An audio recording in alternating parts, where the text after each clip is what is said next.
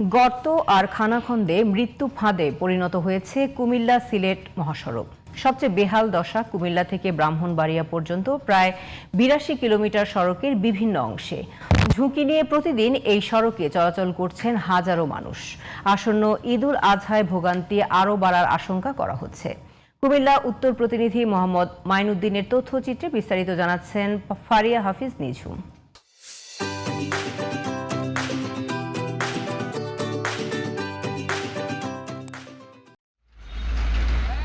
কুমিল্লার সঙ্গে সিলেট অঞ্চলের যোগাযোগের অন্যতম প্রধান সড়ক কুমিল্লা সিলেট মহাসড়ক। এই মহাসড়ক দিয়ে প্রতিদিন চলাচল করে শত শত বাস, ট্রাক, কাভার্ড ভ্যান, সিএনজি ও অটোরিকশা। অথচ জীবনের ঝুঁকি নিয়ে এই সড়ক দিয়ে চলাচল করতে হচ্ছে হাজারো মানুষকে।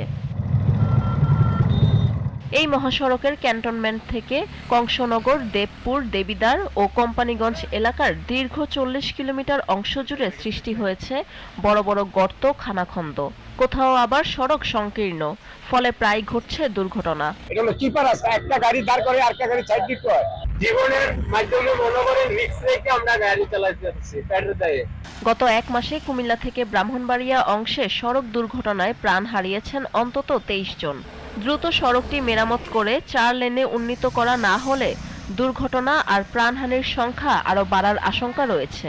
এই রাস্তাতে প্রতিনিয়ত দুর্ঘটনা ঘটে, শত শত মানুষ মৃত্যুবরণ করতেছে। আমরা যদি এই রাস্তাগুলি ২ লাইন থেকে ৪ লাইনে যদি না যেতে পারি তাহলে দুর্ঘটনা কোনো অবস্থাতে কমবে না। সরকারের কাছে আমার আকুল আবেদন, এই রাস্তাটা যেন অতি দ্রুত কল্যাণ করে।